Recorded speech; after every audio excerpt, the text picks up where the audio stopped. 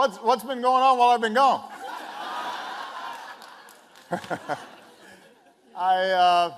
It is wonderful to be home. It is wonderful to be at the University of Chicago. It is wonderful to be on the south side of Chicago. And it is wonderful to be with these young people here.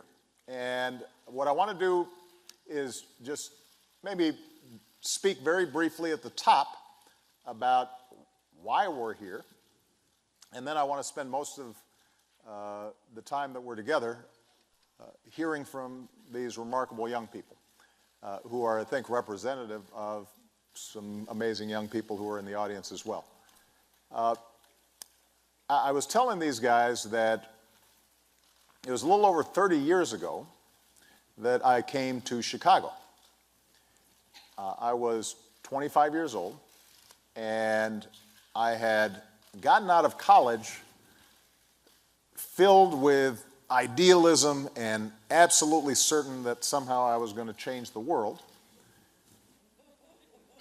But I had no idea how or where or what I was going to be doing. And so I worked first to pay off some student loans. And then I went to work at the City Colleges of New York on their Harlem campus with some student organizing. And then there were a group of churches out in the South Side who had come together to try to deal with the steel plants that had closed in the area and the economic devastation that had been taking place, but also the racial tensions and turnover that was happening in these communities. And so they had formed an organization. They hired me as what was called a community organizer. And I did not really know what that meant or how to do it. But I accepted the job. And for the next 3 years, I lived right here in Hyde Park, but I worked further south in communities like Roseland and Auburn Gresham and Oggale Gardens and West Pullman. Working class neighborhoods, many of which had changed rapidly from white to black in the late 60s, 70s, and full of wonderful people who were proud of their communities, proud of the steps they had taken to try to move into the middle class, but were also worried about their futures because in some cases their kids weren't doing as well as they had. In some cases, these communities had been badly neglected for a very long time.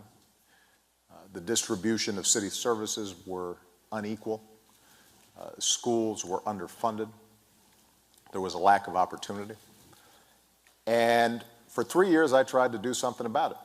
And I am the first to acknowledge that I did not set the world on fire, nor did I transform these communities in any significant way, although we did some good things. But it did change me. This community gave me a lot more than I was able to give in return, because this community taught me that ordinary people, when working together, can do extraordinary things. This community taught me that everybody has a story to tell that is important. This experience taught me that beneath the surface differences of people, that there were common hopes and common dreams and common aspirations, common values that stitched us together as Americans. And so even though I, after 3 years, left for law school, the lessons that had been taught to me here as an organizer are ones that stayed with me and effectively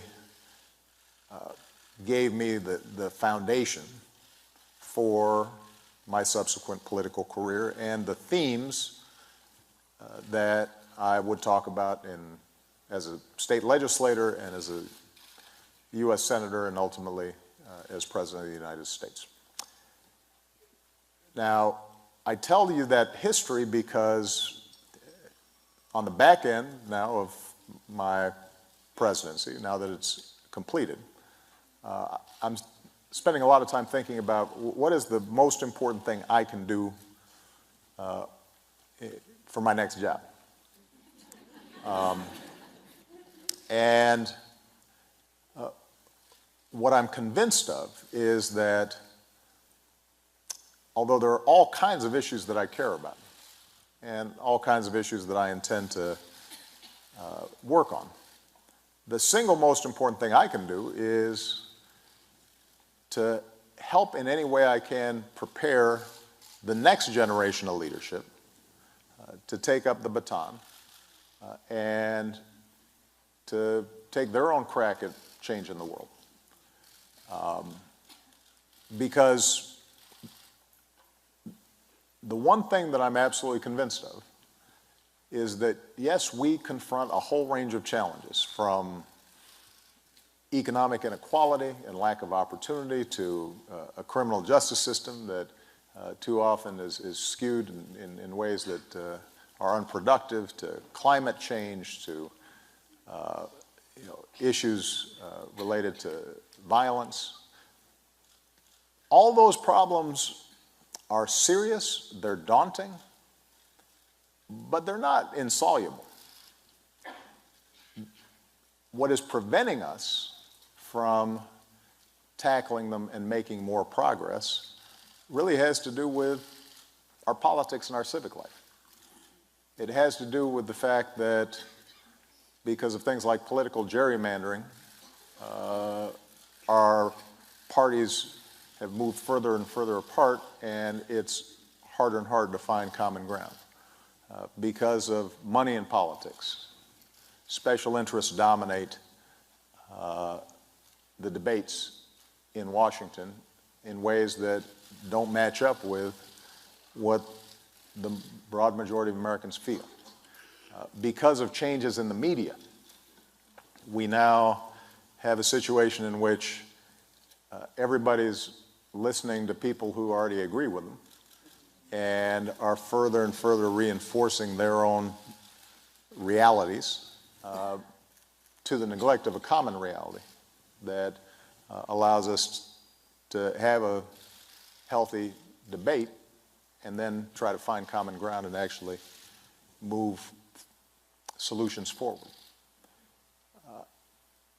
And so, when I said in 2004 that there were no red states or blue states, there are United States of America, that was an aspirational comment, but I think it's, and it's one, by the way, that I still believe, in the sense that when you talk to individuals one-on-one, there's a lot more that people have in common than divides them. But obviously it's not true when it comes to our politics and our civic life. And maybe more pernicious is the fact that people just aren't involved. They get cynical and they give up. And as a consequence, we have some of the lowest voting rates of any advanced democracy, and low participation rates then translate into a further gap between who's governing us and what we believe. The only folks who are going to be able to solve that problem are going to be young people, the next generation. And I have been encouraged everywhere I go in the United States, but also everywhere around the world, to see how sharp and astute and tolerant and thoughtful and entrepreneurial our young people are. A lot more sophisticated than I was at their age. And so the question then becomes, what are the ways in which we can create pathways for them to take leadership, for them to get involved? Are there ways in which we can knock down some of the barriers that are discouraging young people about a life of service? And if there are, I want to work with them to knock down those barriers and to get this next generation to accelerate their move towards leadership. Because if that happens, I think we're going to be just fine. And I end up being incredibly optimistic. So, with that, what I'd like to do is to have our panelists here today